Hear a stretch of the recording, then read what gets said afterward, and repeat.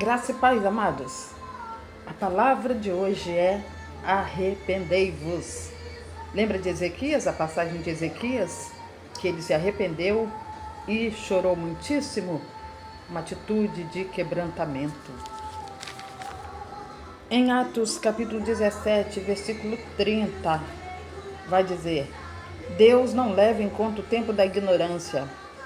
Anuncie agora a todos os homens em todo lugar que se arrependam. Amados, pelo fato de que Deus não leva em conta o tempo da ignorância, em que cometemos erros pelos quais merecíamos a morte, Ele nos dá uma chance de arrependimento e de consertarmos erros e repararmos danos. Só compreendemos a beleza da graça quando reconhecemos que Deus não tem o dever de nos dar chance ao arrependimento, mas Deus é justo e pela sua graça e amor, Ele nos oferece a oportunidade de nos arrependermos deste pecado. Amém? Aleluias, glórias a Deus. Então vamos à passagem de Ezequias. Vamos à passagem aqui, Isaías 38, versículo de 1 ao 6, que diz: Naqueles dias adoeceu Ezequias de uma enfermidade mortal. E veio a ele Isaías, filho de Amós, o profeta, e lhe disse: Assim diz o Senhor, põe a tua casa em ordem, porque morrerás e não viverás. Então a Bíblia diz que Ezequias virou o rosto para a parede e orou, e chorou muitíssimo. Como eu disse antes, Ezequias teve uma atitude de quebrantamento. E disse: Senhor, lembra-te, Senhor, de que andei diante de ti em verdade, inteireza de coração, e fiz o que era reto aos teus olhos, e chorou muitíssimo.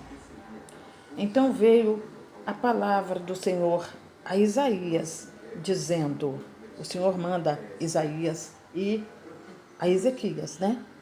Como resposta, o Senhor diz: Diz o Senhor, o Deus de Davi teu pai: ouvi a tua oração e vi as tuas lágrimas, e eis que acrescentarei aos teus dias 15 anos. E livrar-te-ei das mãos do rei da Assíria, a ti e a esta cidade. Eu defenderei esta cidade. Aleluias. Amados, nós temos aqui a passagem de Isaías 38, né? E, como eu disse, Ezequias, um homem que se arrependeu muitíssimo, rei de Judá. Seu nome hebraico significa Deus fortalece, ou Jeová fortalece, Deus é a minha força. Começou a reinar com 25 anos e reinou por 29 anos em Jerusalém. Filho de Acás, um homem de má índole, de má influência, um homem idólatra, mas Ezequias não andou pelos caminhos do seu pai. Ezequias fez tudo o que era reto aos olhos do Senhor. Assim como o seu antecessor Davi. Ezequias tinha Davi como exemplo. Ezequias purificou o templo e restabeleceu cultos ao Senhor. Acabou com toda a idolatria da época. Um dos reis que mais marcou a história de Israel, fazia tudo o que era agradável a Deus. Tinha Davi como exemplo, Davi o seu antecessor, e nós conhecemos a história de Davi e sabemos, né, que Davi amava a Deus sobre todas as coisas. Apesar dos erros de Davi, ele era fiel, leal e sensível à voz de Deus. Apesar de pecar, ele reconhecia seus erros e se arrependia de verdade. Então essa também era uma das características de Ezequias. Seu pai, homem perverso, né?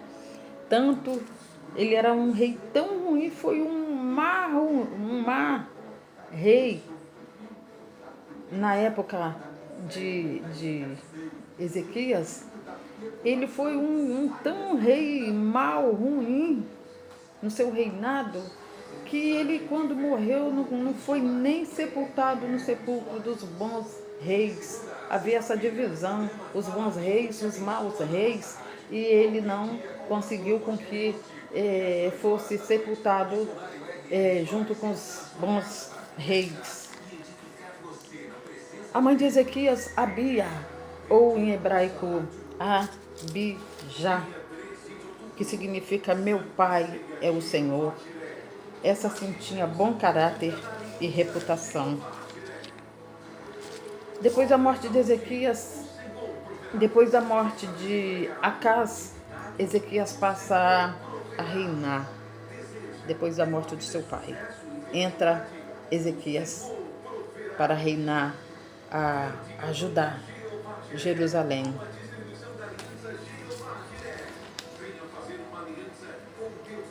Como eu disse, Ezequias fazia tudo certinho no seu reinado, mas como resultado aparece Senaqueribe, que veio a confrontá-lo. Senaqueribe, rei da Assíria, uma das grandes potências da época, manda avisar que iria destruir o reinado de Ezequias. E assim como ele já havia destruído outras cidades e as derrotado, amados. Mas a Bíblia relata que o Senhor enviou somente um anjo que veio a destruir com 185 mil soldados valentes que Senaqueribe havia mandado para afrontar o rei Ezequias. E a carta de Senaqueribe era uma carta de afronta não só a Ezequias, mas também ao nosso Deus, porque ele dizia que assim como ele tinha destruído outras cidades, por que ele não ia destruir também a Judá, né, cujo rei na época era Ezequias? Se ele já tinha destruído outras cidades, outros deuses, e por que ele não destruía uma cidade cujo Deus era um Deus invisível, se referindo ao nosso Deus Altíssimo? Aleluias. E Ezequias, no momento de desespero, ele vai a Isaías, ao profeta Isaías, e diz: hoje é o dia da angústia e de vergonha, como quando uma criança está pronta a nascer e não há forças. Em uma atitude de tristeza, de profunda tristeza, Ezequias diz isso ao profeta Isaías. E a Bíblia vai dizer que ele rasga as suas vestes e coloca, em atitude de grande tristeza e de angústia, ele coloca um pano branco, um pano de saco branco. Ele se veste de um pano de saco branco. A oração de Ezequias está em 2 Reis 19, que diz: ó Senhor Deus de Israel, tu mesmo, só tu és o Deus de todos os reinos da terra. Tu fizeste os céus e a terra.